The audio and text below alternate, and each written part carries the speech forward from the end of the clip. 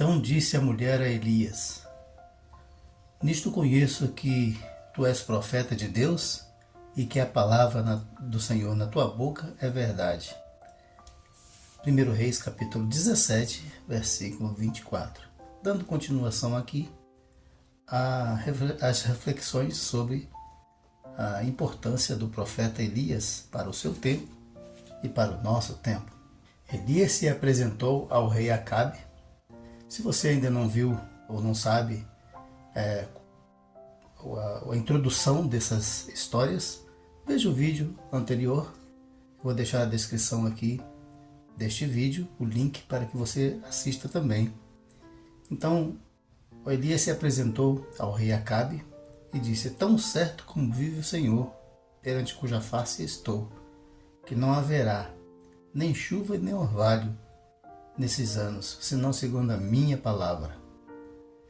Esta palavra foi decretada assim pelo profeta Elias, e embora aqui não tenha a expressão assim diz o Senhor, tem a expressão equivalente: Deus perante cuja face estou, disse ele. Ou seja, Deus está comigo, Deus está aqui, Deus está agindo, Deus está falando, porque o profeta era um porta-voz de Deus contra o pecado. Aqui surge então um profeta, um agente de Deus contra o pecado.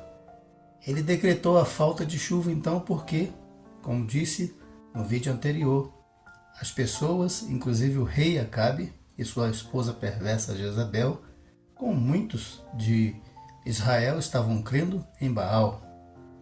Acreditava-se que era Baal que dava a chuva, que dava o sol e que fazia a terra produzir, dava fertilidade às plantas e aos animais. Um absurdo. Então, se é Baal mesmo, ele está dizendo: o Senhor, o Jeová, o único Deus, o Deus de Israel, está falando isso. Não haverá chuva, não haverá mais provisão. Vocês vão ver quem é o verdadeiro Deus. Então nós vemos aqui a ousadia do profeta Elias. Ele enfrentou o rei cara a cara e decretou algo do mundo sobrenatural, porque só Deus poderia parar de chover, impedir que a chuva viesse sobre a terra. São obras de Deus, ninguém pode interferir nos fenômenos naturais, senão Deus. Então ele anuncia ousadamente: não vai chover, vai parar a chuva, a provisão de Deus. Isto revela algumas coisas sobre o profeta Elias. A primeira é que ele tinha consciência do seu chamado profético. Ele estava convicto de que estava ali para fazer o que Deus queria que ele fizesse, o que Deus o chamou para fazer. Tinha plena certeza disso. A segunda coisa é que este procedimento mostra a fé de Elias em Yahvé, ou Jeová, como o único Deus verdadeiro, o Deus de Israel. Em terceiro lugar, a sua ousadia era oriunda de sua convicção, de sua fé, do seu chamado. Isso é muito importante para aqueles que são chamados por Deus. Em quarto lugar, Elias estava consciente de que falava em nome de Yahvé. Ele era o representante de Yahvé aqui neste mundo, como devem ser todos os crentes em Deus, como devem ser todos os cristãos. Elias viveu bem antes de Paulo, bem antes de Jesus, mas já sabia o que era andar no Espírito de Deus, fazendo a vontade de Deus, na presença de Deus. E isso é um ensino que transpassa séculos e milênios e chega até nós nos dias de hoje. A expressão dele, Deus perante cuja face estou, do versículo 1, capítulo 17, revela isso. Ele tinha consciência de estar não perante o rei Acabe, em frente ao rei Acabe, ele estava perante Deus. Ele estava falando como um enviado do trono de Deus, que tem poder sobre o reino dos homens. Depois Elias, por ordem de Deus, vai ao encontro da viúva de Sarepta. Os versículos de 13 a 15 está narrada essa história. E Elias vai para aquela viúva, para que aquela viúva o sustente. Primeiro, Deus mandou ele ir para o ribeiro e os corvos o alimentaram.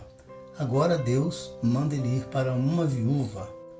E algumas pessoas olhando esse quadro poderiam dizer, mas esse marmanjo que anda por aí falando, pregando mentiras, que anda por aí pregando coisas que não se pode provar, que não se pode ver, falando de um Deus invisível, esse marmanjo que anda por aí vai ser agora explorador de viúva, vai viver daquilo que a viúva tem, que é pouco para ela e pouco para os seus filhos, para o seu filho.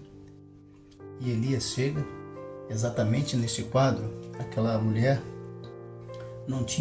estava catando alguns gravetos para fazer o alimento, a última refeição, e Elias diz: vai, prepara primeiro para mim. Ora, alguém assistindo esse quadro deveria pensar: como? Um explorador de viúva, um marmanjo desse, um homem que poderia estar trabalhando, né? E ele estava trabalhando. Só que não é um trabalho muito valorizado neste mundo. As pessoas dão mais valor ao padeiro que ao pastor, do que ao homem de Deus, do que aquele que vive orando. Mas não vê que é a oração desses que realmente sustenta os outros que estão trabalhando, que estão progredindo, que estão principalmente achando o caminho da salvação, ou sendo encontrados por Deus para a salvação.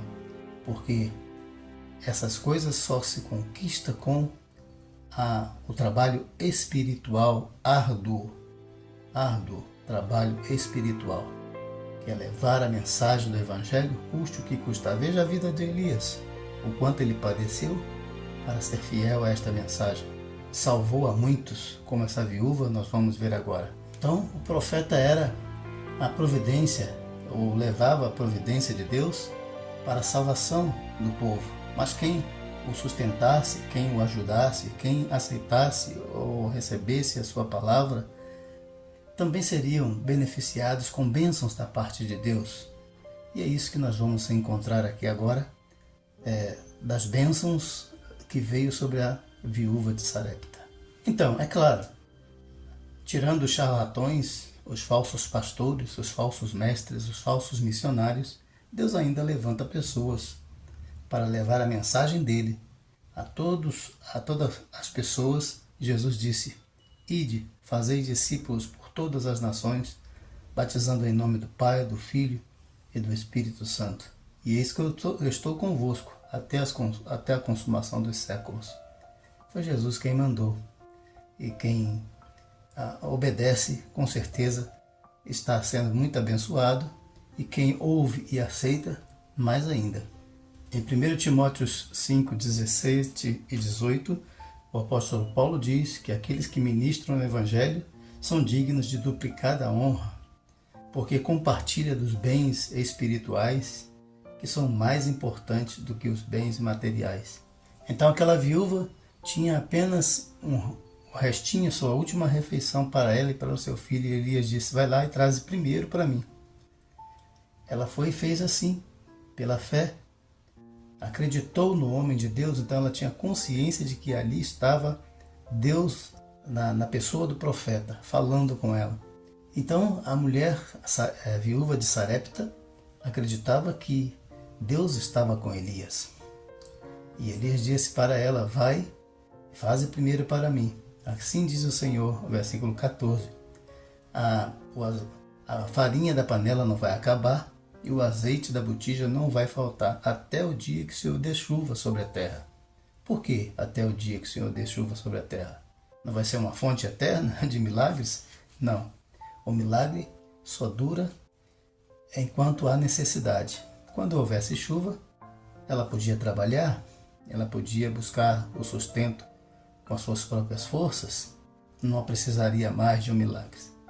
Muitas pessoas vivem a vida inteira esperando milagres e não saem para a luta, não saem para enfrentar o desafio, não exerce a sua fé em busca do pão de cada dia e acaba padecendo necessidades.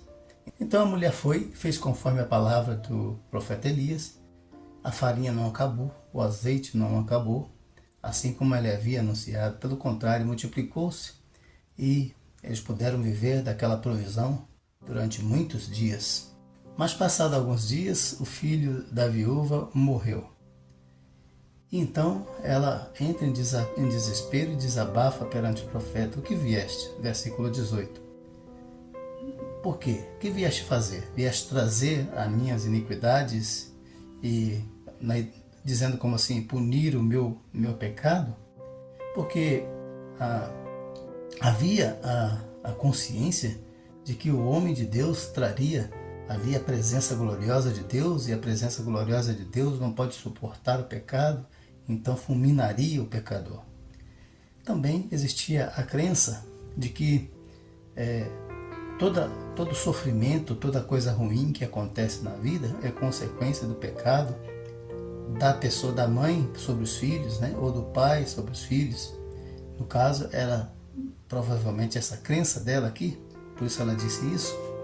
Mas Elias não estava ali para levar nenhum castigo, então ela veria agora que Deus, o profeta estava ali para levar a presença de Deus que transforma, que revigora. Deus não é um Deus punitivo, Deus não é um Deus castigador apenas, Deus é um Deus que salva, Deus é um Deus que transforma, e é isso que Elias vai provar para ela agora, quando ressuscita o seu filho e o devolve são e salvo. Aí ela chega a essa conclusão do versículo inicial que nós lemos. Então a mulher disse a Elias: agora vejo que tu és homem de Deus e que a palavra de Deus em sua boca é verdade. E é isso que é a palavra de Deus, é a verdade. E é isso que acontece quando as pessoas, quando nós cremos em Deus. Nós temos Deus agindo em nosso favor, transformando as nossas histórias. Embora o nosso pecado seja grave e traga consequências desagradáveis em nossa vida, Deus não é um Deus punitivo. Deus é um Deus salvador, perdoador.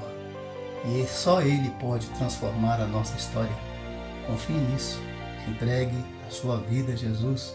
Confia que Deus pode, através de Jesus, transformar toda a sua vida, salvar a sua vida. Deus abençoe.